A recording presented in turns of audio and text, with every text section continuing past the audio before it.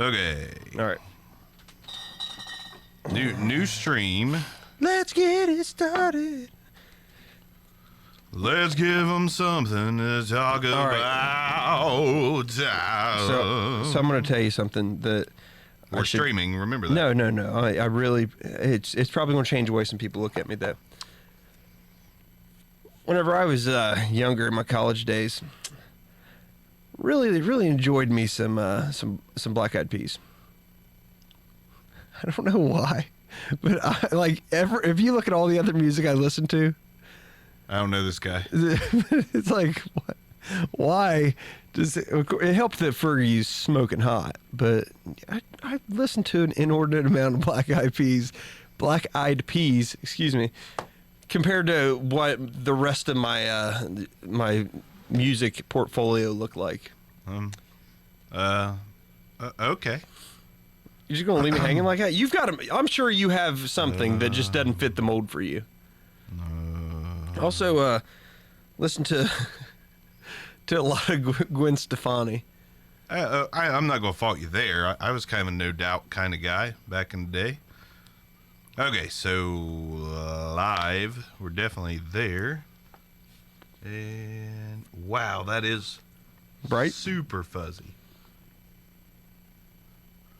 Super fuzzy. Can we focus it in or anything? Oh, will you go hit that light again, and maybe that'll focus us in a little bit? Because I'm not sure of another way, to be honest with you.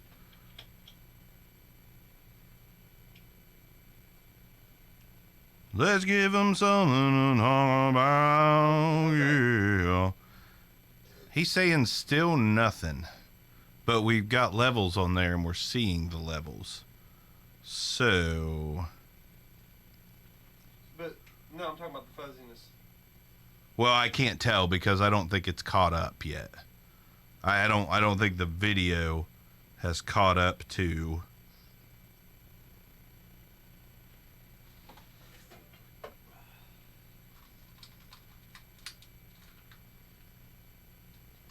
Let's give them something all about. So Laney was talking about her boss today. And apparently her boss was grilling. Everyone was talking about using this outdoor griddle, this propane. Said it makes great bacon, blah, blah, blah. Well, her boss was grilling.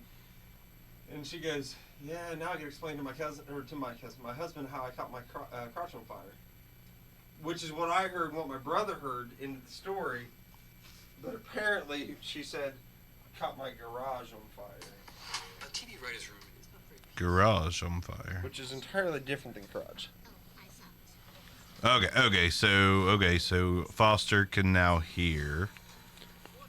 Okay, it's probably the video just now catching up. Yeah, I just wanna see what the updated quality looks like. It looks a lot better up there. It does, yeah. And it does on here as well. Perfect. It looks a lot better up there. It does, yeah. Always a step behind, Arms. Like, I'm behind me. And your beard looks Amish. I have a mustache. Amish. I have a full mustache. You can't see it in the video. Shut up. Whatsoever. Can I do this? Does that look like a mustache? Can't see the mustache. What? I had to trim it down. Foster, can you see his mustache, or does he just look Amish? It kept getting in my lip. It kept getting in my mouth, and I can't stand that. Dang it! I'm gonna have to let it grow out. You know what I'm gonna do? I'm gonna like old timey barber curl it out. Can barely see it, he said. Barker, I know you used to do a little bit of ICP listening and whatnot, or Twisted or whatever it was. Unfortunately. Do you have any eyeliner I can use to? No, I don't. Sadly, I do not. Okay, so I shared an ICP song with you guys the other day. Oh, did you? Yeah, with you and Neil. Wow. Okay. Which one? Homies. Oh, see, I don't know that song. Let's test this real quick. The Back Row Fantasy Show is a proud part of the Full-Time Fantasy Podcast Network. I didn't hit record, but Welcome to the Back Row Fantasy Show with your Works. Message. I guess we should get started. We've got no takers. No takers on the Book of Face. Let me share me stuff with you here. Let me share me stuff with you, Arms. Top of the morning to you, lad. Sorry, it's unrelated. Are you emailing Foster, it to me? our one glorious viewer, how are you? You know, I get really sick and tired of Facebook filters.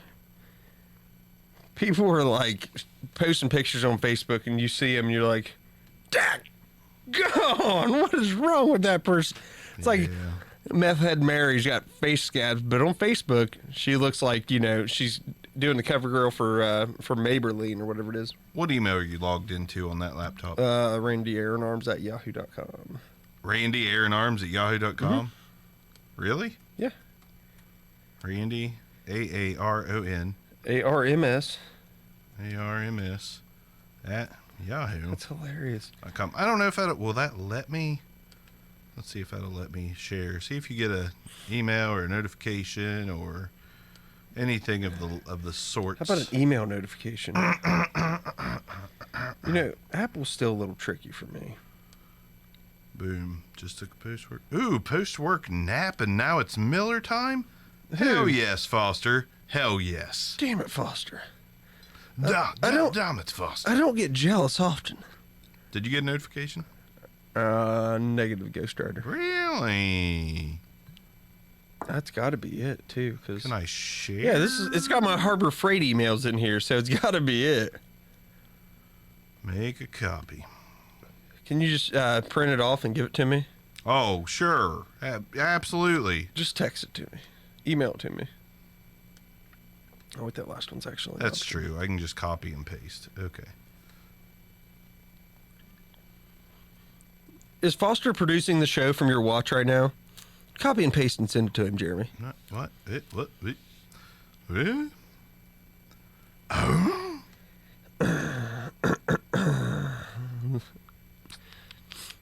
Are we gonna do a musical rendition to Let's Give 'Em Something to Talk About? Let's talk about love. I don't know what you're doing. I was trying. Randy Aaronarms at yahoo.com. Yes. Okay. I'm just titling it IDP. For anyone who watches this after the fact, you are going to realize how amazingly prepared we are for this show. It is insane. Nah. We thought Neil was coming. You probably It's not true. apparently. It's not true. He's not coming. We just can't get a third host. Dude, why do people Like- hate us? We just can't seem to lock down a third host. We just can't. Man, you hear all. I hope I don't come through. You hear all that noise in the background. Yeah. I turned the AC on. We got the projector on. Is what it is, but you know. It typically doesn't.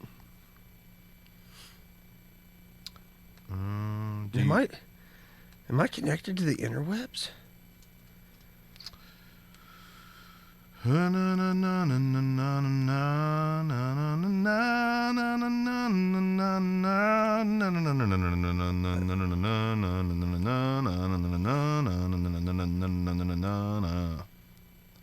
All right, Arms. You do you have that yet? Negative Ghost Rider. Are you fucking kidding me? I'm not fucking kidding you. Randy Aaron Arms. Randy with a Y. If you're spelling with an I, I'm punching you in the face. Why would I do that? Because you're weird. I wouldn't. Let's go to the scent. Randy Aaron Arms at yahoo.com. Let me check my cellular telephone device, see if it for some reason came through there, but not on my computer. It did. So what's going on with my computer? Screw it. I'll operate off my phone. Let's go. Sco? Let's go. All right. So I need to remember very little, I guess. Okay. So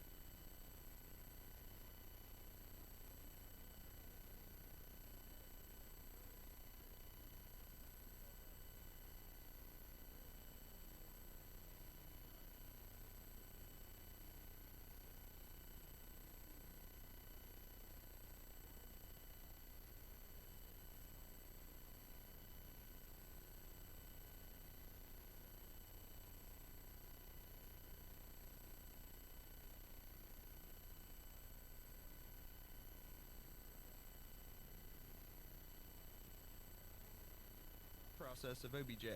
I don't understand it at all. And you know, does I can't be the only person to think like this. It just seems like something that happens to only the Browns. Like Oh, you yeah. start building a nice, very solid, like a beautiful core, really, and then you know the centerpiece. Like, nah, I'm just gonna skip some things and you know just do my own thing for a while. Like I don't get it. Happens. I hate some of the things that the Browns are already facing. Like now you've got a member of a rap group calling out Baker for what he said about Duke. He didn't say anything out of the way. He's just being a leader. Like you either want to be here and be a part of this Absolutely. or you don't. It is that freaking simple. Hats off to Baker. I'm sorry. It may sound like I am like the biggest Baker blower in the world. Sorry if that sounded vulgar, but listen, the team has needed a leader for a long time. They finally got one, and now people are wanting to. Yeah, I listen. I am very liberal. I hang quite a bit to the left, and I'm talking about politically. That doesn't mean I disagree with everything, this and that, but everyone really has gotten far too damn sensitive. Oh yeah. Come on, chill out. This is a guy that claims to be a little leftist saying, quit whining about everything, quit wanting participation ribbons, quit getting mad when somebody calls someone else out. Just come on. Yeah, it's as simple as this, and like, I know Odell showed up, you know, but he could have very well called out Odell Beckham Jr. He could have called out anyone who decides they're not going to participate and be part of, or kind of act like they don't want to be part of. Here's what I can say: Baker's got some cojones on him. He's just ready to say, listen, we're trying to do something special. You want to be part of it? Be part of it. If you don't, we don't need you here. I've had that conversation as a leader at my job with employees. And that's all Baker's trying to do. Say, listen, you're either going to be committed 100% to what we're doing, or we're going to find someone else who will. Yeah, or you're not. And by the There way, you go. Duke, buddy, I got news for you. You're not one of the top 3 running backs on that team. No, but Or top 2 anyway. You are on the cusp to begin with. And I'm not even like calling out Duke Johnson. I mean, he wanted a trade. I don't blame him. Kareem Hunt and Nick Chubb in front of you, I'd want to trade too. Mm-hmm. But since it didn't happen, now it's time to just get on the horse and ride. Going around Nope. this horse. Oh, Nope. That breaks my achy breaking heart that you can sing that song. I had never heard the song, and then I saw the guy that does the song like performing at a school, and those kids going nuts. I was like, oh man, he seems like a good human being. I gotta listen to the song now. The video was hilarious. It was. Is it whenever the horse beat the drag car? Yeah, the video is sports car, whatever. hilarious, but the song is god awful. It is so bad. But I don't like country, so you know. I do like whatever. country. We were we went to COSI, which is the Psycho. yeah, my kid calls it Psycho, which is hilarious. But it's the Center of Science and Industry. It's in Columbus, Ohio. If you've never heard of it, it's pretty entertaining. It's great for little kids, and you know they have all kinds of activities they can do, all kinds of cool things they can see. Had the unicorns and the mermaids and the mythological creatures up there this year. God, I love unicorns.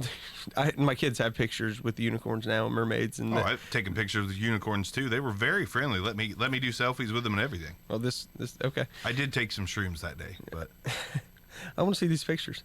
well, I'm naked, so Never mind. But no, I mean, we on the way up there, that song came on, and I'm like, go to hit it. My wife's like, I've not heard this song. oh. So we suffered through it. I'm like, all right. Listen, it's not the worst thing I've ever heard because I like any rap more than today's country, and I'm being serious. Any of it. I know you disagree with me. but Yeah, and that's fine. But it's not the worst thing I've ever heard. But it definitely did not require a whole lot of thought to get that song in the books. it's a lot better than most of the 2010s rap.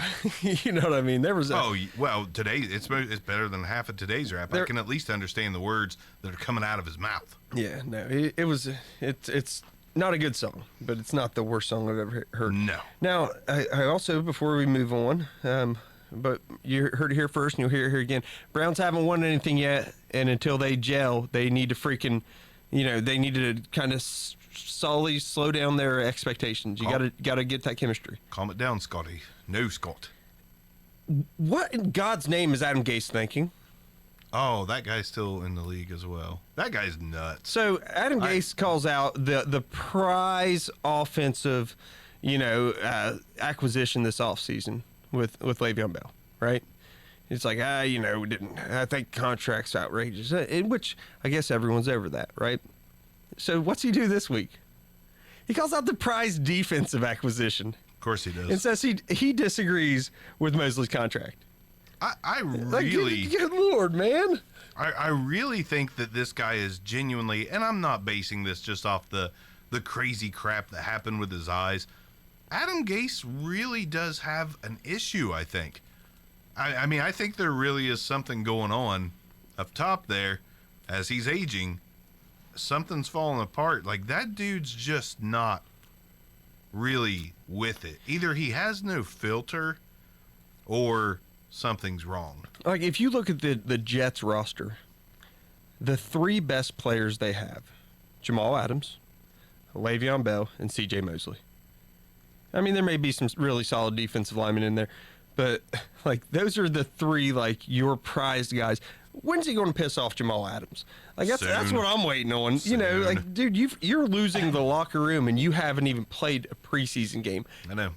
Like, soon. He'll lose them soon. Give me a break. Like, I'm telling you right now, it will not shock me if Gase is fired before the first preseason game for being such an idiot. I know. And listen, I know that the Dolphins don't look good on paper, but addition by subtraction. Absolutely. This team should be better just simply based off the fact that Adam Gase is gone. So, there you go. Last thing I want to mention before we kick off into our IDP goodness. Of course, I got to check my notes and make sure that's really the last thing I got to mention. But Arms, I was curious, and listeners, I'm also curious. I am now officially hooked on the John Wick movies. I am hooked. The first one was fantastic. I just wanted to get this off my chest. The first one was great, and I was like, man, this is amazing. And then me and my oldest son sat down to watch. He's 17. Chill out. Yes, we watched John Wick 2, 1 and 2 actually. My wife watched 1. She didn't get to watch 2. I digress. John Wick 2. I sit down to watch that, expecting disappointment because how could they top 1? And I was blown away. John Wick 2 was better than the first one, with better action scenes, a better plot. I am so pumped to see the third one. Have you, Arms, watched the John Wick movies? So far, yes. Okay. I've watched them. They're pretty good, and it's amazing to me that because you're old enough and I'm old enough to remember when Keanu Reeves was just like a complete joke to everybody. Like, everybody thought he was just nothing, and then The Matrix happened, John Wick happens, and everyone's like, oh man, he's a generational actor. I mean, after Bill and Ted. Listen, Heat and Speed. Mm-hmm. Here's the thing. He's not a great actor. I'm not even propping him up to be so. He chooses the right roles now. Like, he only has one style. Keanu Reeves doesn't have many styles. It's kind of... He doesn't even talk a lot in his movies. No. Maybe that's what it is. Exactly. Nicolas Cage tries to have a bunch of styles, but it don't work. Like, we all know Nicolas Cage has one style. It's The Rock and Con Air. That's what Nicolas Cage is good at. Face Off, even. I'm pretty sure he played the same character in all of those. He did. And Keanu Reeves is doing the same thing. I mean, John Wick has a Matrix-y feel to it as far as, like... How big of a badass he is? Yeah. In The Matrix, not just that, but in The Matrix, like, he didn't have to talk much because they were fighting and everything was futuristic and everything was like this underground group. Guess what? John Wick, underground group, a lot of fighting, doesn't need to say a lot of words, and it just works. And you love him. Like, what's that movie he did with, like, Sandra Bullock or something where they keep looking in the mailbox like, don't do those anymore, John Wick. You're not even Keanu Reeves anymore. I have no idea what you're talking about. Your name is John Wick. Like, I think he died or something, and, like, I don't know. You've Got No. Mail, maybe. I don't know. I don't think that's it. I don't remember. Sleepless in Seattle? No, that's not it. No, I'm gonna have. It to- doesn't matter. It doesn't matter. Let's move on. Now, actually, before we get even further, so it looks like Tyreek Hill's going to be available for training camp. Yay! Hey, everybody, whenever we were concerned about whether McCole Hardman had value, The Lake House. That's the movie. Keep going. so looking like Hardman is about to bottom out. Yeah. I mean, Miko Hardman's not gonna suddenly slide into relevance if Tyreek Hill's still there. Yeah, no, It's just not gonna happen. 100%. I mean, similar skill set as far as that goes, which, as I said before, one Tyreek Hill in the league. There's only one guy who does what he does.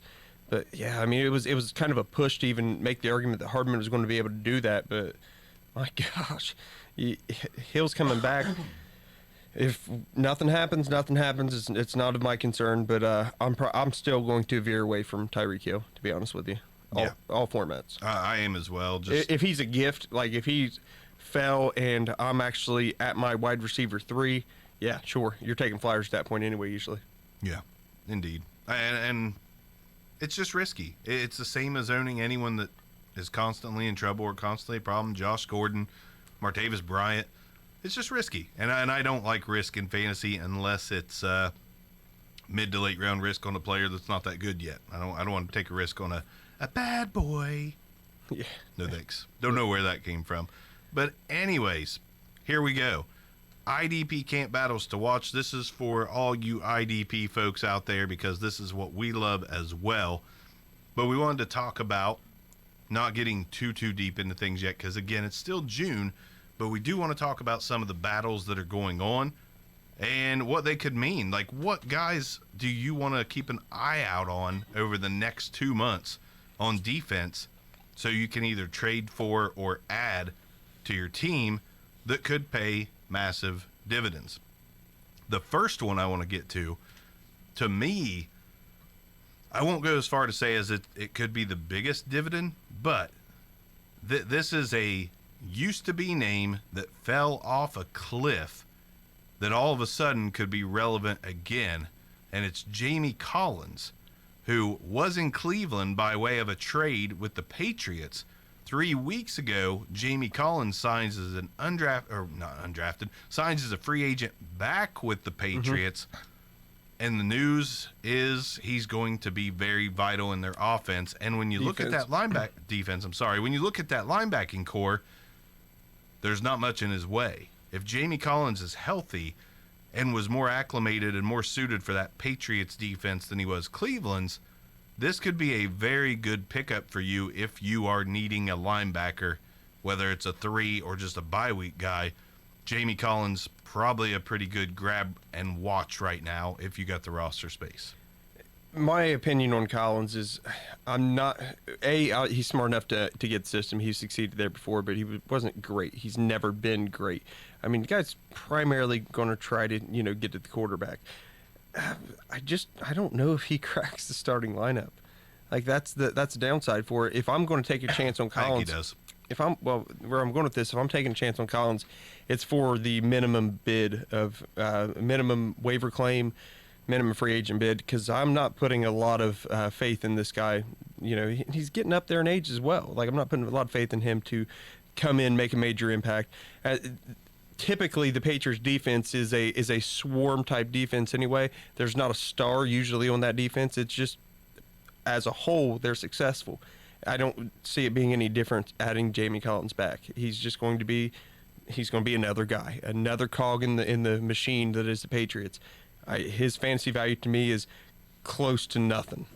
But as a dynasty owner with what essentially in our leagues is 50 spots to like stash and see and make cuts, like you don't want to grab him if your linebacker poor with the possibility that he wins if he wins a starting job. If I'm linebacker poor, I'm throwing dollars at everybody. Exactly. That's what we're here for. That's what we're telling you. Keep an eye on Jamie Collins. It might be worth a couple bucks to see if you can get a starting linebacker out of him. Best case scenario.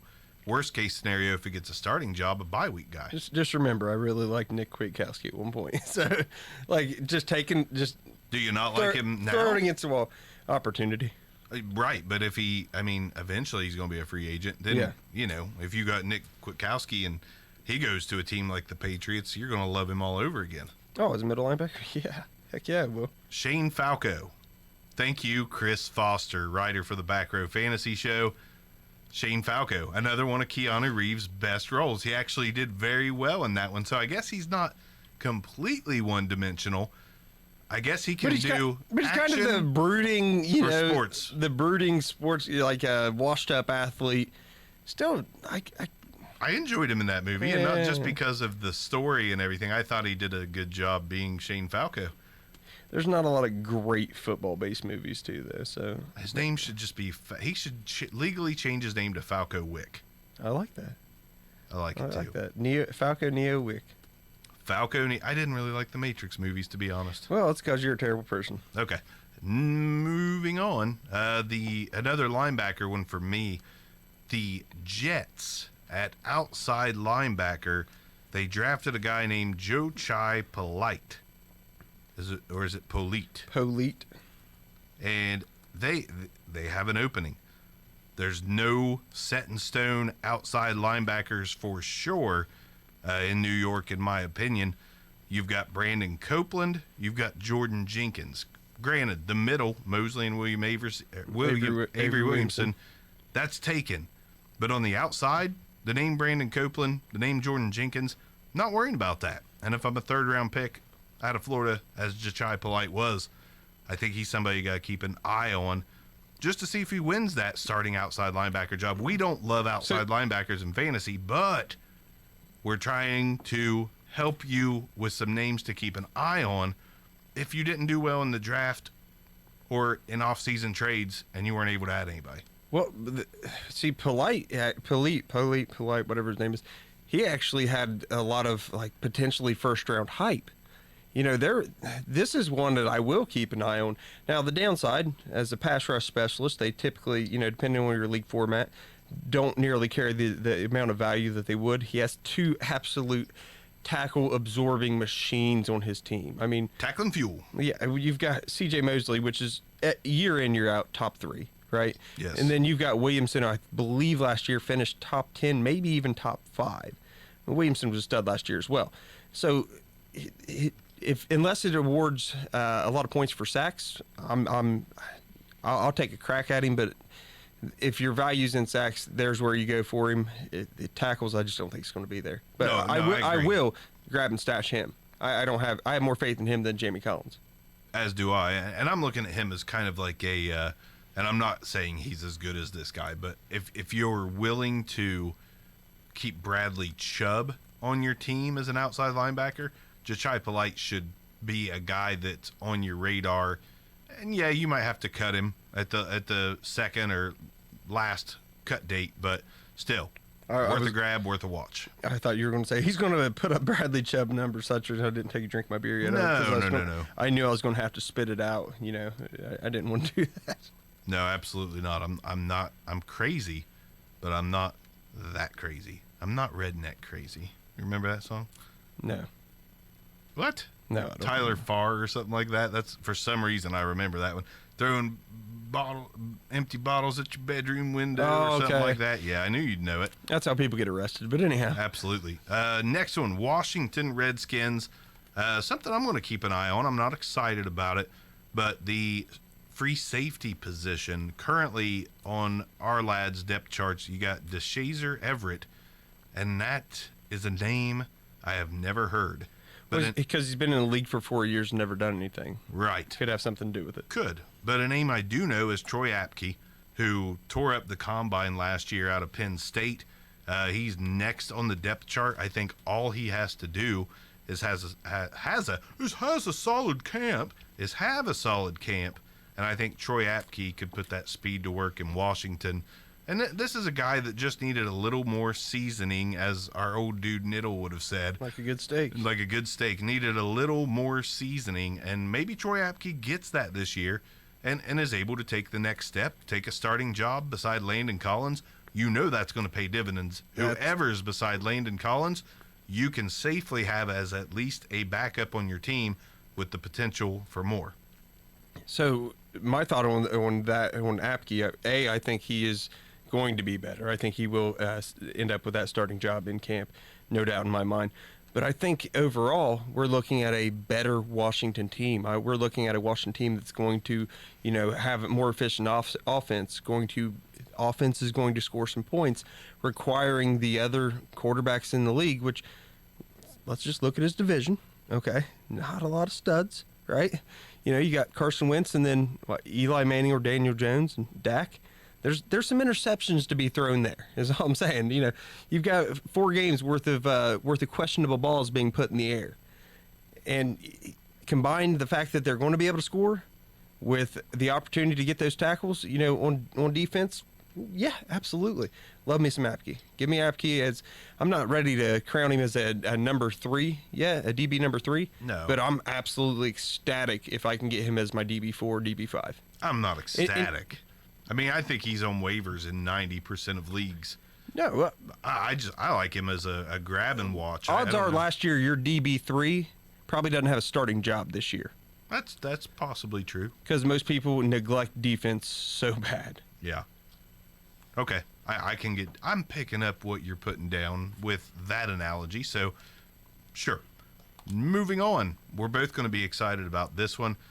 Baltimore, another camp battle to keep an eye on. We don't really know for sure who the middle linebacker is going to be that replaces C.J. Mosley. Tell you who it's not going to be. A lot of people It's like not C.J. Mosley anymore. No, it's not C.J. Mosley, but a lot of people like Awanasaur the dinosaur. Awanasaur the dinosaur. A lot of people actually like him. If you actually go to YouTube, there is some really massive highlight videos of that guy, of apparently a big, huge fan of him saying the future of the middle linebacker spot in Baltimore. And I'm not I don't mean to laugh at that as to say it's definitely not happening, but I think that this battle is going to be won by Kenny Young. I think he played okay as a rookie in relief of C.J. Mosley the first few games while he was out. But it is still a battle to watch, and the reason it's a battle is this team signed Shane Ray. I can't talk. See what being sick does to me? This team signs Shane Ray off the street, already projected as the starter on the weak side. That means their defense is very much unsettled. I think Awunasaur could win that job from Shane Ray, but Kenny Young I don't think is going anywhere in the middle. And if you don't already have him on your team and you can get him cheaply, or better yet, for a handful of dollars or free, I think Kenny Young is a guy you absolutely have to grab and stash right now. I'm not excited about either one of these guys. Like the thought I am about Young. The thought process for everybody whenever, they let a free agent walk is the next guy up's going to put up comparable numbers. And I feel like whoever says, because, all right, we had this with when Ray Lewis went to C.J. Mosley, and then now we've got C.J. Mosley moving on. You're going to be severely disappointed in the linebacker production that you get out of the middle linebacker in Baltimore. The point production is not going to be what it used to be. I mean, the offense is still very questionable. There's going to be a lot of time. What's the defensive backs? I mean, the defensive backs aren't exactly studs. I mean, yeah, Tony Jefferson, he's productive. Earl Thomas, what is he after injury? We don't know. So, I mean, is there a lot of opportunity for other teams to pass? Hell, is there a lot of opportunities for other teams to run? I'm not terribly. I don't think this is a good defense anymore. No, I agree with you there. I wouldn't say it's a great defense. I mean, I think it's the Ravens. I think they'll coach them up. It'll be decent. I do. Think it's great. I think they'll overperform. Right. But I don't think that. I think we've finally got away from. I think they're still searching for their middle linebacker of the future. I think that in the next year or two, they're going to address it in the first or second round of the draft. You're going to be disappointed with whether it's Onwuasor, whatever the hell his name is, or Kenny Young. If that is your linebacker too, try to trade him, because right now either one of their values is probably at the peak. I disagree with that 100%. Well, I don't think either one of them's values are anywhere near worth trading away. I don't think anybody's going to give you much for them. I'd want both of them right now if I had one of them to watch. Yeah, because Are you saying you like to watch? Yes, I like to watch. I'm concerned. I'm just overall concerned about what the Ravens defense as a whole is going to be going forward. Fair enough. I do like Young.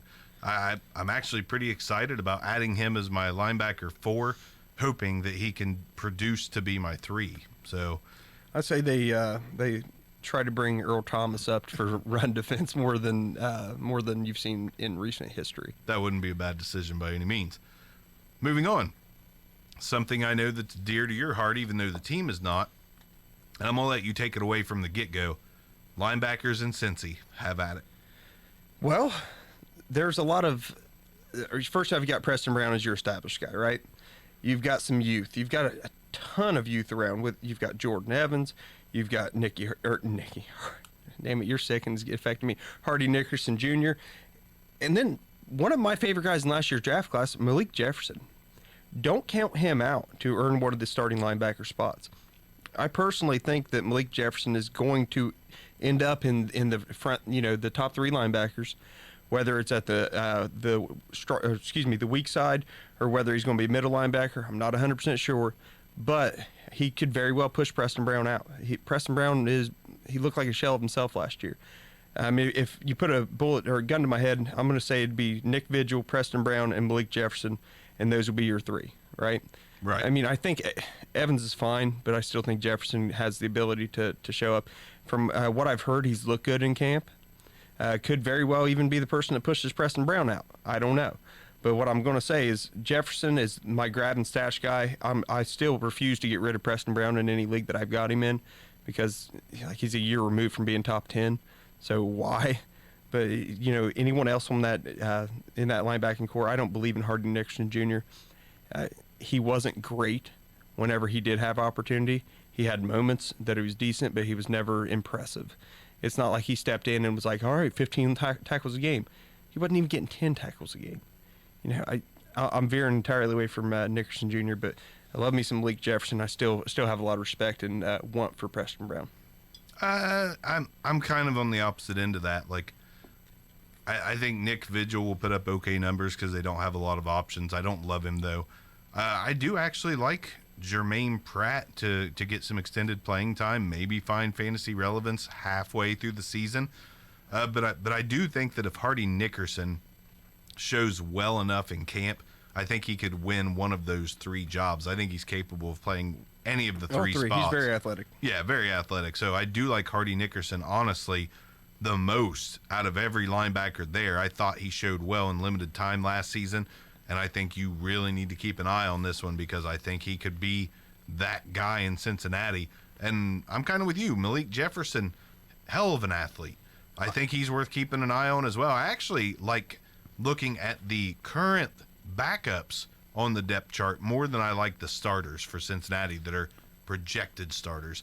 Give me the backups on my team to watch because I think 1 or 2 of them could seize jobs. And you could still get any of the 3 backups, which is Pratt, Nickerson, and Jefferson, for next to nothing. I mean, one of those guys, if you had 3 fantasy football dollars or whatever your, 3 low-level waiver claims, you could get all 3 of these guys on your team and end up with someone who could be very fantasy productive. I mean, I'm not ashamed to say it. I preached on Malik Jefferson during last year's offseason as I think my 2 or 3 linebacker, which I had Roquan at 1. Obviously I loved Darius Leonard, but I didn't have him as 1. I loved LVE, didn't have him as 1. I think I had Malik as my 2 or 3. So very high on Malik Jefferson. Definitely wasn't that high on my rankings, but I did like him. I did pick him up for a few football dollars in every league after the draft. So I do want to clarify a lot of the reason behind that was where he went. Understandable. Any more on the Cincy linebackers? Are you ready to move?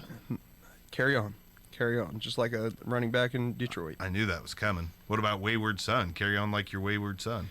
Carry on my way. Sorry. Ooh. Leave the singing to me, okay? I will. All right, so the next one that I've got on the docket for us to talk about is the Houston Texans gaping hole, in my opinion, at I believe the strong safety spot. Is it the strong or the free safety spot? It's strong. Okay, strong.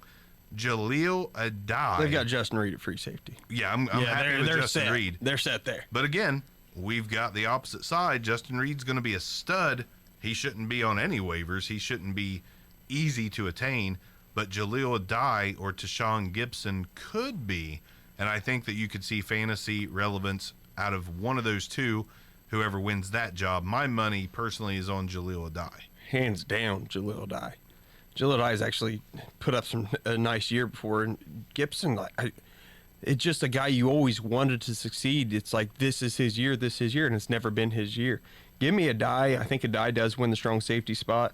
And personally, as good as Reed showed up last year, I mean, I'm loving the prospect of Addae actually having a pretty decent fantasy production year. He's not going to be a top 10, top 15, but he could very well be a very solid top end 3, back end 2. I agree with that. And I like Jaleel Addae. Every time he's been on the field, he does produce. He may not be, one of the best safeties in the league. He may be producing solely off the fact that the ball's coming his way a lot, or that he's coming up in run coverage a lot, because that's what he's good at. But still, you got to go with the production. It doesn't matter if they're one of the tops in the league or not. You see this at the defensive back position in IDP every single season. Not everybody that finishes as a top 10 or 15 DB is that good. So you've got to be able to pick out those opportunities and situations, and Jaleel Addae is in one of those situations that could pay dividends for your team. I'm going to say that a lot this episode. Pay dividends for your team. Next, we're actually going to talk defensive end a little bit. Is this for the first time, I believe? So far, yes. Indianapolis, a rookie named Ben Benagu versus Tyquan Lewis and Jabal Sheard. 2 out of the 3 are going to be starting, but I'm not sold on Jabal Sheard. He hasn't been that great in a while. Tyquan Lewis hasn't earned a job at all yet. Pretty high drafted rookie out of Ohio University. Second rounder. Yeah. Ohio State University. But he didn't do much last year. It's kind of like he's the starter by default. But Ben Benagu, or Benagu, however you want to pronounce it, could easily seize one of those starting spots. And for that reason, I think you have to watch him and Tyquan Lewis. We know what Jabal Sheard is. There's no reason to reach for him. Even if he has a top 50 finish, go for the higher upside of Tyquan Lewis or Benagu and hope for the best. Somebody has to lead that team in sacks from the edge. Not saying lead them in sacks altogether. One of those edge guys got to at least get 7 or 8 sacks. So I was going to say they do have Justin Houston, so they do, but I mean he's still going to be playing outside linebacker, so he'll lead them in sacks. But then who's the defensive end to own in Indy if there is one? I'm going to go with Benagu. I'm going to go the other way. I'm going to go with Tyquan Lewis. Tyquan, hell of an athlete. Last year, the defense, you didn't know what it was, but look at it this year. It is shaping up. Like, Marcus Hunt came on strong last year, right? They got Danico Autry out of Oakland, or from Oakland. So, all of a sudden, your defensive tackles they're really solid. Right. You only had last year basically Darius Leonard at linebacker. But then we had Justin Houston to the linebacking fold. Your front 7 now all have to be accounted for. Give me Tyquan Lewis in a lot of one-on-one situations, some elite athleticism to get to the quarterback. I think Tyquan Lewis is going to have a hell of a year this year. A hell of a year, you say? Okay. I'm going with Benagu. I don't think any of them have a hell of a year, but now we're not talking approaching a Bosa, or what, but I sure hope you're not projecting that. No. I just easily Tyquan Lewis is easily going to be a defensive lineman number 2. What? Yeah, that's bold. That's brisk, baby. I'll pound the table for my guy. My God, sounds like you want to pound him on the table. Whatever. Love his Tyquan Lewis. Next up, this one invokes zero excitement, but if Telvin Smith actually does walk away from the game in Jacksonville, somebody has to replace him. That somebody is either Jake Ryan or Ramik Wilson, in my opinion. And I think it's Ramik Wilson. I don't, or Ramick, if you want to call him Ramick. Ramrod, Team Ramrod, Ramik Wilson has played well when given the opportunity, but no one's given him the opportunity except for a little bit with the Rams. I actually think he could be pretty decent, and the way that defense plays, somebody playing the spot that Telvin's in is going to put up at least linebacker 5 numbers, so backup numbers, in my opinion. So hold on a second. Hold on. I know they've got Allen projected to the strong, right? Josh Allen. Yeah. But Josh Allen actually has the ability to cover the pass as well. He does. There's really, as far as a rush linebacker, there's not a big hole in his game. No. You want to talk about production? Give me, you got Miles Jack and Josh Allen. I think both of them can be very productive in this defense. I don't even care who the other linebacker is. I mean, when we're talking, okay, can't battle, fine. Get between Ryan and whoever the hell else is out there. All day, every day, Josh Allen is the number 2 linebacker to have on this team. And I think Josh Allen's going to have a top 20 finish in this year's fantasy production. He's going to get plenty of sacks. I mean, he proved that in the SEC. I think 17.5 sacks last year. The guy didn't miss a game at Kentucky, not one single game. It's a good defense with a good line and good corners. The production's going to be there for all 3 linebackers like it has for the past few years. I'm just saying, whoever slots in Telvin Smith's spot could be in line for a top 30 fantasy season. Josh Allen will be the replacement and provide the spark that they lost last year as Telvin Smith started to lose interest in the game.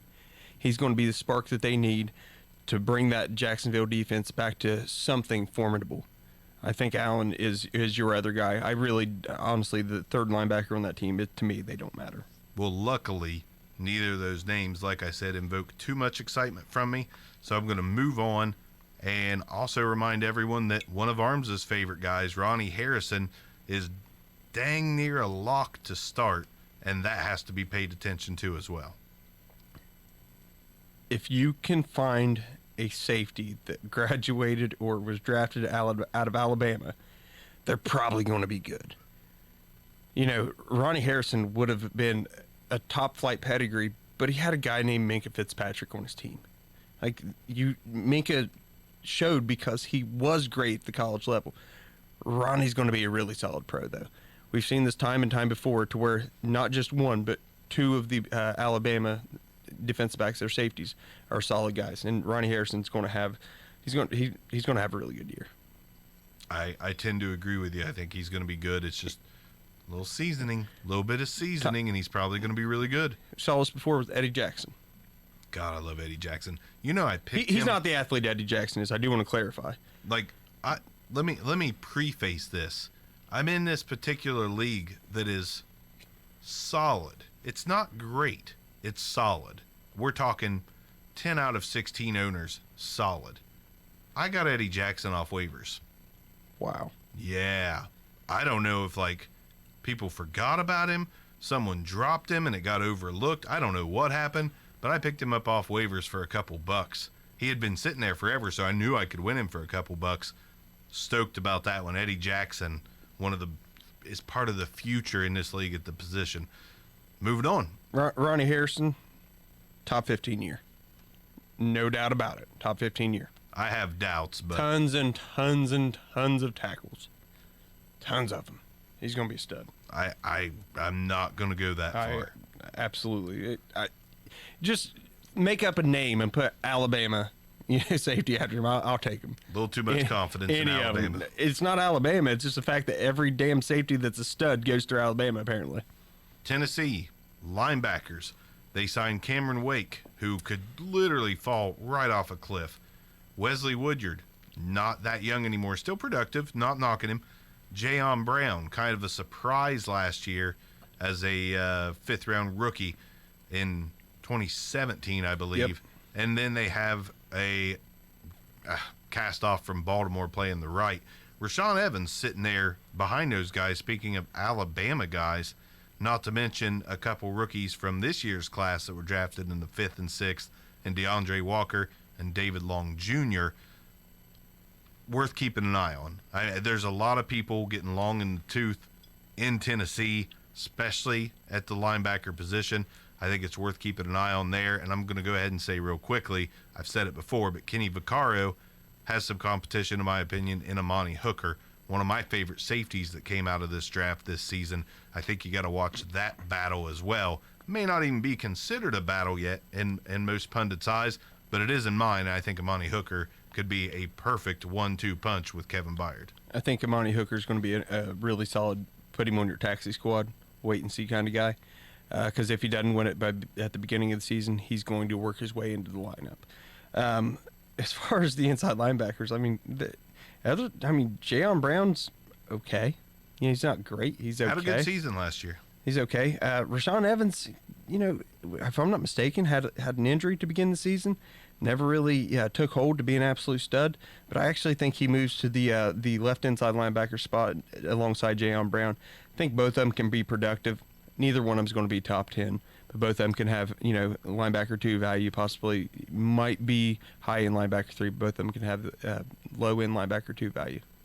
All right. Moving on, Atlanta. And I'll stay away from their outsides.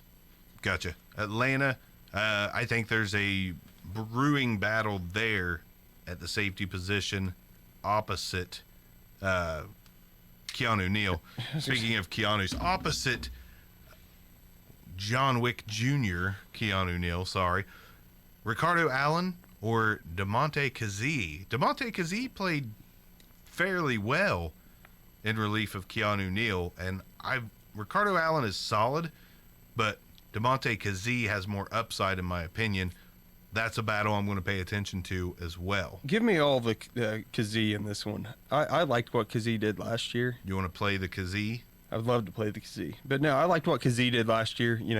Given an opportunity, wasn't great, but he was good. Like that, for what he's done, it should have been enough to go ahead and give him the other safety position. So far, it wasn't. Maybe they're saying, hey, look, you're a young guy, earn it, but he's going to. There's no doubt in my mind he's going to work his way into it. He's got youth on his side. He's got, athleticism on his side. And Ricardo Allen is okay. He's not great. He doesn't have a monster ahead of him to try to, overthrow. It's not like he's, dethroning a stud. He's dethroning an okay safety. So give me the Kazee. Took the words right out of my mouth, brother.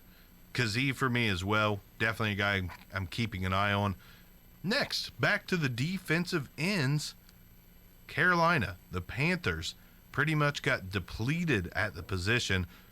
Now you're left with the projected starters of Bruce Irvin, who we know hasn't really ever put together a whole lot, or Brian Burns. Which one of those guys should we maybe stash or watch and hope? It's Brian Burns for me. It's only Brian Burns. As long as he plays defensive end, which I think he has to. I believe they've got him projected at defensive end, and finally they have linebacker for a minute. They've got to find Bruce Irvin is not a great pass rusher. He's more of a locker room guy. I mean, to be honest with you, if it wasn't for his experience in the league, his experience at winning, Bruce Irvin wouldn't even be a starter on this team. No, he wouldn't. No, honestly, he's a locker room guy, and you're giving him a leadership role. That's what they want out of Bruce Irvin. Brian Burns is going to tee off, and he's going to have a fine year. He's not going to be a top 5 guy, but just like D'Elia, defensive end landscape is atrocious. Brian Burns could very well finish, just outside the top 10. I'm going to say outside the top 20 by a nose, but wouldn't be surprised if he finishes outside the top 10. I think I like Brian Burns a little more than most, to be honest. I think he's going to be a solid defensive end. And keeping it with the defensive ends, are you ready to get excited, Arms? I'm always excited. I'm going to talk about somebody that you literally loved. For some reason, you've always been in love with Tampa Bay Buccaneer defensive ends. Don't know why. Fresh out of college. Don't know why. Noah Spence versus the world, Arms. Always Noah Spence. Noah Spence versus the world. I think career to date he has 0 sacks. Anyhow. He may, but he also has me on his side. Big opportunity and arms on his side. Jason Pierre-Paul probably going to be out. You got Vita Vea and Ndamukong Suh in the middle. That's great. Oh, yeah. Those guys are going to free up sacks for someone. Is it going to be Noah Spence? Is it going to be Carl Nassib? Which I mean, I don't know. I mean, there's no one else. The fact of the matter, Noah Spence has been in the league for 3 years, I believe, and has yet to do anything. I'm not excited about either one of them. I mean, if I had to take a pick, sadly, it's going to be Carl Nassib. And, I mean, he's at least been okay before. Noah Spence hasn't. Noah Spence has never been okay. As much as I wanted him to be, whether it's off-field issues or whether it's, health, there's always something going on with him. Give me Carl Nassib, and I'm not happy to have him as my defensive end number 2. I can tell you that much. They do have a 4th-round rookie named Anthony Nelson. Who knows? Maybe he wins the spot. But I was excited to bring up Noah Spence for you. Perhaps. I mean, I couldn't tell you who's going to be on the outside there, but, I mean, is it William Golston? And are you ecstatic about it? No.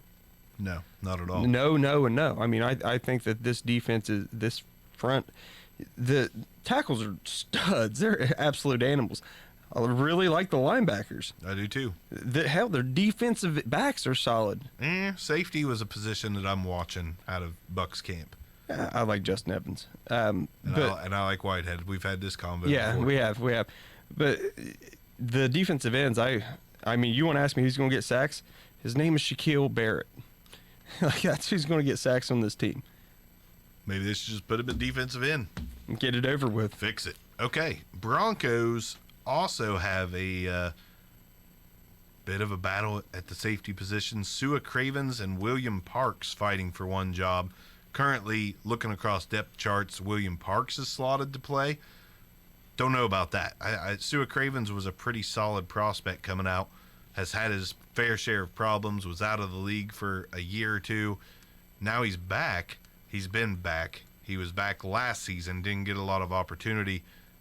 Does he get the opportunity this time around? Does he become a key player across from Justin Simmons for the Broncos? No, Cravens doesn't. Even if he wins a starting job, it's something that there's always going to be a question mark around it. I mean, I believe him and Parks are the same age or right around the same age.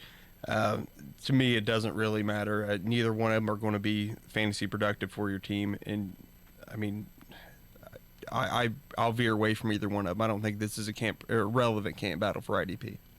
All right. I actually do kind of like Sua Cravens. I'm probably not going to pick him up and watch and, like, I can probably fill out my off-season roster without putting Sua Cravens on, but I'm going to watch the news. I'm going to see if for some reason Give me Shamarko Thomas. they say he comes back with a vengeance this season. Maybe there's good news out of camp. Who knows?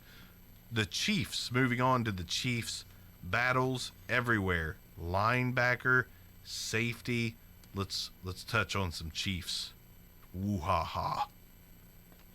So which linebacker are we discussing? Because are you thinking Lee versus Hitch? No, I think Hitchens. Is locked in. He's locked in my opinion. He's locked in. I'm talking Reggie Ragland, Deron Lee, Jeremiah Atochu, which was, a guy that slid over from the Jets by way of the Chargers. Kind of a decent name at one time, but there's just not, outside of Hitchens, there's no one that I would even think about employing unless it's Deron Lee, who's not projected to start yet. He's got to, right? He has to win a starting job in Kansas City. You would think. I mean, why even give up anything for him if you're not going to try to work him in? I mean, the thing about Lee, stupid good athlete, but, I mean, where does he fill in? Like that's the question with Deron Lee. Where are you putting him? He's, by trade, he's a middle linebacker. Yeah, that's the reason he's on the watch list. I mean, he's got to do something. But at the end of the day, like they haven't moved him there at this point to replace Reggie Ragland. No. And Reggie Ragland has been basically nothing. Basically. There's been, I mean, what didn't he start off with like San Fran or something like that, or am I thinking of somebody else? Ragland was. Long story short, Buffalo. Okay, yeah. So he started off elsewhere, comes there. They expect something out of him. They get next to nothing. Hitchens had a fine year last year. Not great, but he was okay. I mean, if it's me, I'm going to give Lee the shot based purely upon athleticism and the overall disappointment. And Reggie Ragland had 48 tackles last year, and if I'm not mistaken, he played all 16 games. I mean, that is pathetic. One thing you can basically hang your hat on Alabama safeties. You're probably, more often than not, going to be disappointed with the Alabama linebackers. That's their name, CJ. Safety, also in Kansas City. You got the Honey Badger on one side. That's pretty much a lock. But then you got Jordan Lucas slated to start opposite him, and you've got the second-round rookie Juan Thornhill and Daniel Sorensen, who's not terrible in his own right. He's okay, but those are some names to watch. I actually love Juan Thornhill as a guy that if he's on waivers, go get him. Go get him right now. Don't wait. Go put your bid in now. Juan Thornhill, in my opinion, is going to be starting by midseason at worst, and he's going to be able to slot in for you on bye weeks this season, and I think he'll be able to start for you in the future. The weird thing about Jordan Lucas is there was times of some pretty nice games for him last year. You know, he had I think a 10 total tackle game. Miami does that. Had a 6 tackle game. Like you look at Lucas and you're like, man, this guy's got, he's all right, he's okay. And then what? Then nothing. And you're like, what? Where did he go? It's a Dolphins curse. Defensive players from Miami don't really transition well to other teams. Offense, completely different story half the time, and hopefully not Tannehill. But I have no faith. He had some okay games, but I don't think he's the guy to win that job. I'm going to hang my hat on Thornhill at this point. I think he has enough talent. He's draft capital. He's a second rounder. They're going to give him every opportunity to get on the field. So give me all the Thornhill. I'll as much as I did like Lucas at times last year and wanted him to succeed, it's like every time I tried to put him in, it's like, oh man, he had a monster week. Immediately followed up by a disappointment. All right, let him sit for a couple weeks. Oh, here comes another nice week. Immediately followed by disappointment. I accept your answer. Chargers safety spot opposite Derwin James, Adrian Phillips, solid veteran, or the new guy, the rookie Nasir Adderley, another guy that was kind of at the top of my rankings at the defensive back position post draft.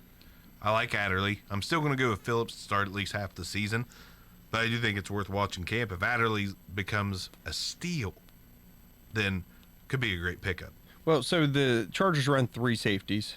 Adderley will get one of those positions. I don't know whether it's above Rayshon Jenkins or Phillips. At the end of the day, like, he's got youth on his side and he's got, athleticism on his side. I like Adderley coming out as well, and there's nothing in my mind that is going to stray me away from thinking that he's going to be the other guy. Now, from a production standpoint, Derwin James is going to he's going to eat up too much of the productivity in that defensive backfield. I know he plays close to the line of scrimmage, gets a lot of tackles, but I mean, there's one premier guy, and everybody knows it. I don't have to preach it here, of course, but for my number 3, maybe first guy off the bench, I would be comfortable with Adderley if he secured the starting job. If it's Phillips or Jenkins, or Phillips and Jenkins, I'm not comfortable with either one of them. Yeah, it's tough. This is one of those things this may be the one that I'm watching with the least excitement out of all the ones we've talked about. Like, I like Nasir Adderley, but I don't think he's going to win it out of camp, but I am going to watch. I hope that he does. We'll see. Now, I allotted a certain amount of time for this one because it's the Raiders' entire defense. The whole thing. The whole damn thing. The whole thing. I don't want a piece. I want the whole thing. It's the whole thing, Arms. Well, it's all a mess. You're the Raiders fan. You give it to me. Who's winning jobs there? All right, obviously they're going to start Farrell, right? Yes. I think Farrell will be okay. I don't think he's going to be great. I think he's going to be okay even as a rookie. Okay. Tackles don't matter. I honestly, last year, I really liked Arden Key. I did thought too. Arden Key was one of the better natural pass rushers coming out in 2018. I think he wins the opposite job. Opposite Cleveland. I think he wins the opposite job. I'm not afraid of Max Crosby. I think Crosby will be a rotational guy, and that's all he's going to be. And that'll probably be all Max Crosby is for the biggest part of his career. Agreed. So to move on to the linebackers, Marquell Lee is absolute trash, but they don't really have anyone who's going to take, work strong side linebacker unless they're going to move to here Whitehead or Burfict over there. Which would be the right move, in my opinion. Absolutely be the right move. They're talking about Brandon Marshall being healthy. If healthy, Brandon Marshall is stupid productive. 100 tackle linebacker. Brandon Marshall has had a ton of production in his career. The downside is we don't know if the Raiders are going to put up a lot of points, right? We don't know, what kind of time this guy's going to see on the field. The Raiders' offense looks very, very revamped. Other teams could be trying to run the ball, trying to, work the clock on them because they're up a lot, which gives linebackers a lot of opportunity. But if that's the case, hey, Brandon Marshall is going to be an absolute animal. Vontaze Burfict, my personal opinion on him, I'm going to stay away. Biggest reason I'm staying away from Burfict is he will not last the full season. No. He uses his body as a missile. He plays with absolute, disregard for his own well-being. And, as great as that is on the highlight reel, it comes along with suspensions and injuries. So I think at some point in the season, you'll see Tahir Whitehead take over for Vontaze Burfict. Even if Whitehead starts off with a strong side linebacker, he'll move over to the will. And, then your production is going to be Brandon Marshall, Tahir Whitehead, and those are the only two linebackers that I'm looking for in Oakland. Yeah, I agree. I actually I have very little faith in Burfict, but I still think it was a good signing because if you do get something out of him, then it was well worth it. Here's the thing. He's going to bring some nastiness to that defense. Some absolute nastiness, some aggression that they haven't had in recent history. Agreed. But Tahir Whitehead kind of is still my guy there for whatever reason. Linebacker, that's the only one I'm excited about still is Tahir Whitehead. And he's even cheaper now because of the acquisitions of the two older veterans, even though Tahir's a veteran in his own right. I feel like Tahir's only like 5 years into the league. He hasn't been around forever, it feels like. Actually, no, he's 8 years in. My gosh, he late bloomer, wasn't he? Yeah, yep, sure Real late was. bloomer, okay. So that's the only guy that I would count on for bye week production. I think it's going to take a minute for Burfict to get hurt, Brandon Marshall to be ineffective. Or hurt as well, because he gets hurt a lot as well. Yeah, Tahir Whitehead's not going to get right up in it off the rip like he did this past season in Oakland. But safety spots, I love Carl Joseph, always have, but I think the writing's on the wall. I don't think he's going to pan out in Oakland, so it's probably going to be LaMarcus Joyner and Jonathan Abram. Hopefully Carl Joseph, maybe he gets traded. Maybe he goes somewhere, that's very weak at the position and can bring fantasy relevance back to his name. Who knows? I still like him. Sadly, I don't think he's going to pan out. It was one you just always wanted to work out because his college highlights were ridiculous. He just doesn't have a lot they were just brutal. He was Vontaze Burfict at the safety position. I was going to say, the dude's a missile. Like, he's just a pretty good chunk of speed and boom, just takes out a wide receiver. It just, what he does hasn't translated well to the NFL. I think they draft Abrams in the first round for a reason. Abrams is going to start. There's no doubt about it. No. I mean, I know they held Joseph back for a little bit, but Jonathan Abram, he's the guy. He is going to play next to Joyner. They bring Joyner in. Why? You don't put a guy as a backup to be a locker room guy. Joyner has won. Yeah, he's never won a Super Bowl, but he's, playing with the Rams, he's had success. He's played with a team that's went from very, very bad to ridiculously good. This is the reason you bring in a Joyner is to try to help turn around that defense. Him and Abram, they're the future of the Raiders defensive backs. The only one, I have no faith in Joseph moving forward as far as fantasy production. If you want to put up a production number, I feel like Abram is going to be more productive than Joyner. I agree. I think he's the safety to own there. It's going to end with quite a few safeties. The Arizona Cardinals now have a battle. They've had so many safeties in and out of there. Trey Boston, I still don't think is signed anywhere. Swearinger, DJ Swearinger, the ultimate journeyman the last handful of years, or Deonta Thompson in Arizona. Kind of a... It's got to be Thompson, right? You would think. But it's kind of be Thompson, but DJ just doesn't go away, man. He's like herpes or something. He just goes to a team, underperforms, and sticks around.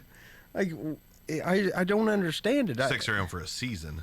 Yeah, no, you're right. You're right. But like Houston, then I feel like he was on Jacksonville, then Washington, and now he's in Arizona.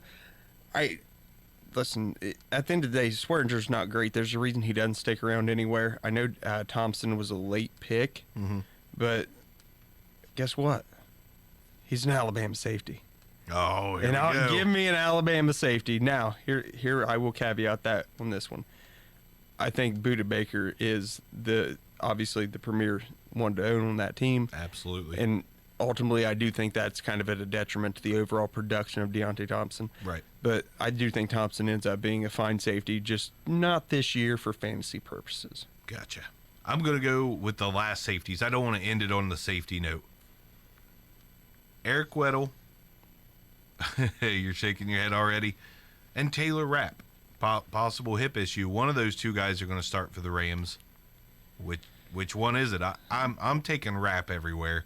I think Weddle is going to literally run out of gas 3 or 4 games into the season. He ran out of gas last year. He did.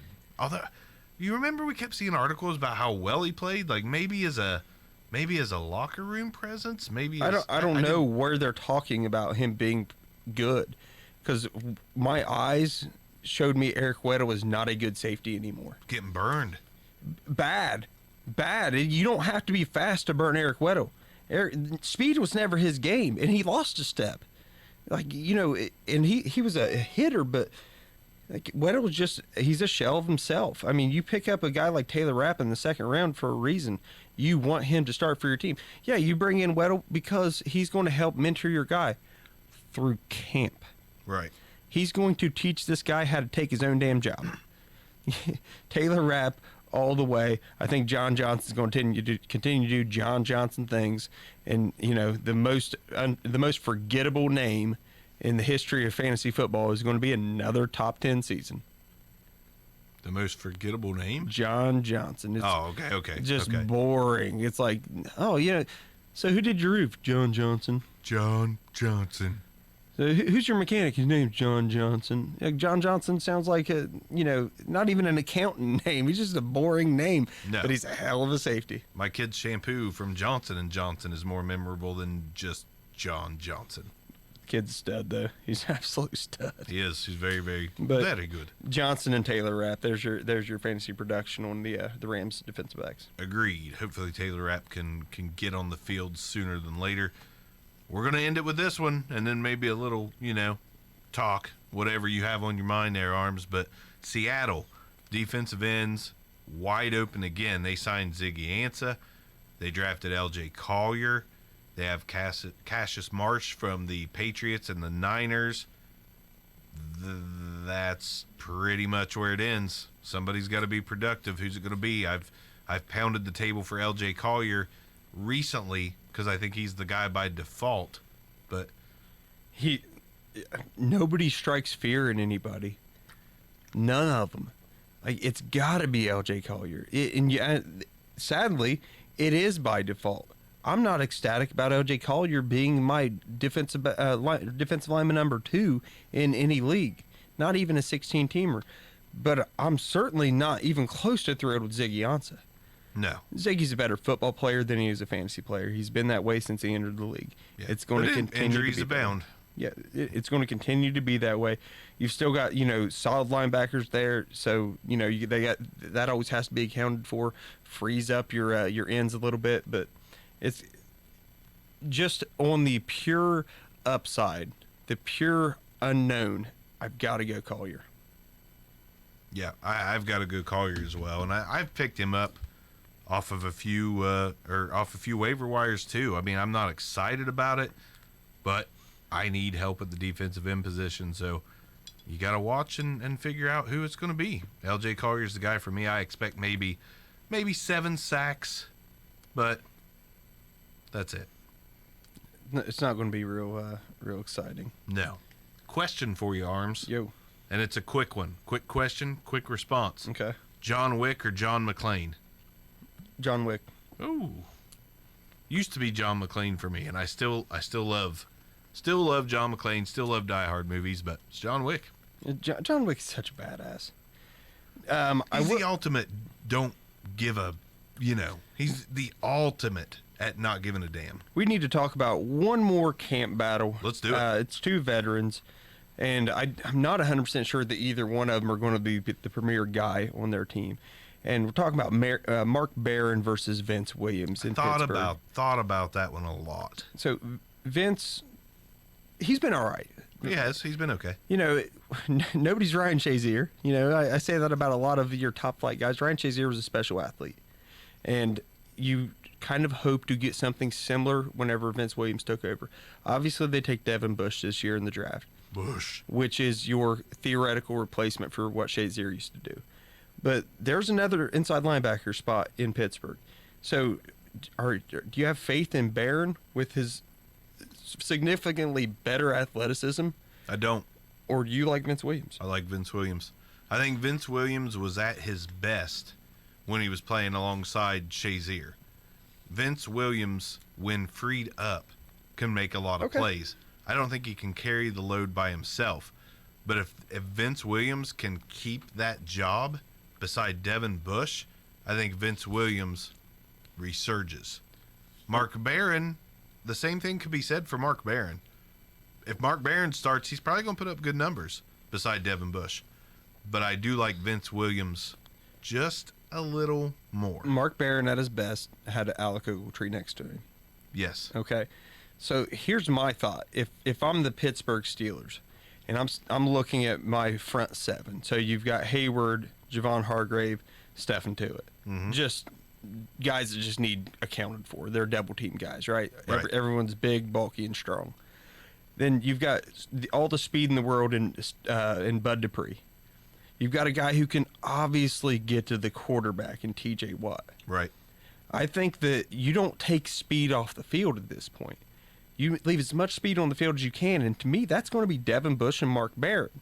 I think Barron has a resurgence this year. I'm looking for Barron on every waiver wire I can get.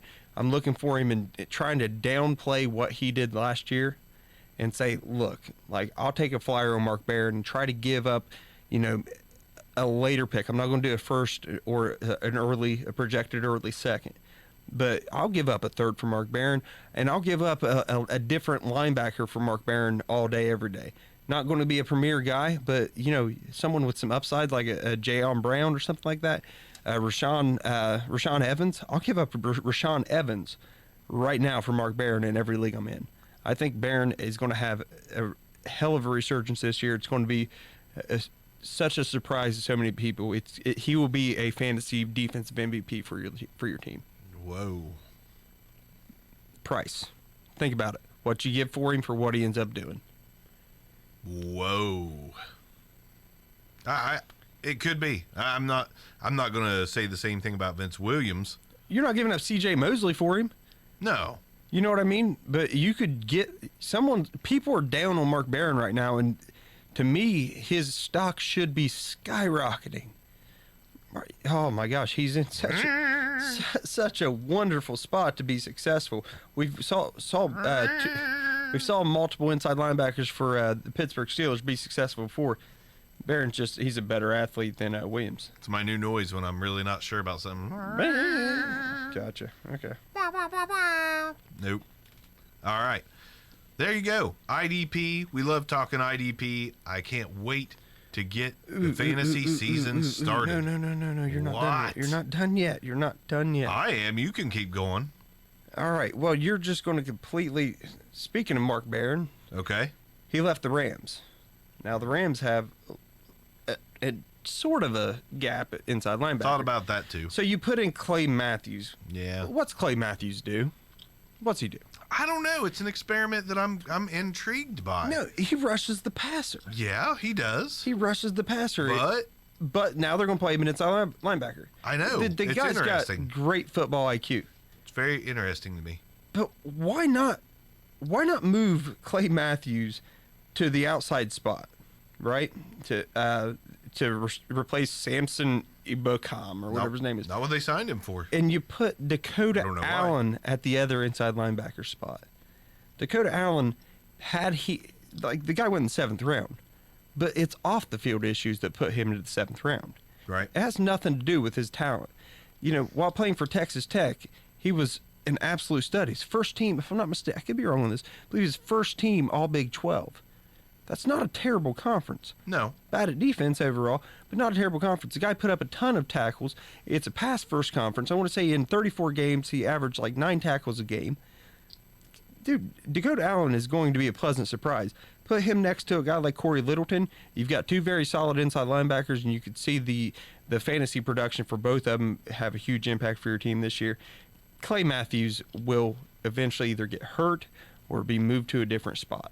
I'm just off the boat on the whole thing. Give me Littleton and no one else. Give me Allen. Give me Allen just for the simple fact that he's going to be next to nothing. He's a taxi squad guy, really he is. But I think that long term he's going to be an absolute stud for that team. All right. I'm interested to see what happens with the Clay Matthews thing. I'm not expecting much, but game one, I would like to watch that game one, just to see what they do with Clay Matthews. Why did you move him? Because he just isn't that good of a pass rusher I don't anymore? know. Like it's not that he's bad. It's a question bad. that invokes curiosity. But if you go back and watch the tape on Clay Matthews, it's not that he doesn't get to the quarterback. It's he just gets a flag when he does. Like how many sacks were an actual sack that became a penalty for him last 3 or 4 years? Matthews is a fine pass rusher. I don't like him for fantasy purposes. I really don't like him as a person, to be honest with you. I'm not a big Clay Matthews fan overall. Buckeyes fan, different story for a different day. But I think that he's best suited to play a pass rushing role in that leaves even if he starts at inside linebacker and they move him around, I think Dakota Allen has an opportunity to shine. I will leave you with that thought because I don't share it. But that's okay. That's why we're here. That's why there's two hosts. You don't want to hear. You're a stupid dummy, all right? No. You don't want to hear just what Bark thinks or just what Arms thinks. You want to hear us argue or agree. And for some reason, we agree more than we'd like to admit. Hopefully, we can get a Neil or a Lambert back in here to give us that third host dose that we need. It's just what being Arms need. I don't know if it's what you guys need, but it's what we need. Yep. Selfish. Being selfish. Sometimes I just need to not hear myself talk. Sometimes I also need to not hear you talk. And Bark's out. Good Hold on a night. second. There's no more pleasant sound in the world to me than me talking. But I'm just playing, man. I'm just playing. Unwarranted confidence. Maybe I'm not playing. Anyhow, you out? I'm out, man. You can find us at the Back Row Show on Twitter. Be sure to check out the Full-Time Fantasy Pod Network. And be sure to follow at Arms Back Row on Twitter, at Bark Row on Twitter. And don't forget to subscribe, rate, and review. Yes, we could use those. We could definitely get a little further up the rankings with you guys' help, which will in turn be able to make us do more shows. I mean, honestly, we see the numbers. Our listeners steadily increase. But our ratings, we get stagnant. People aren't liking and people aren't subscribing, but they're listening, and it's maddening. So subscribe, give us a review, 5 stars. All publicity is good publicity. We love you guys. Good night. We like you, like us. Good night.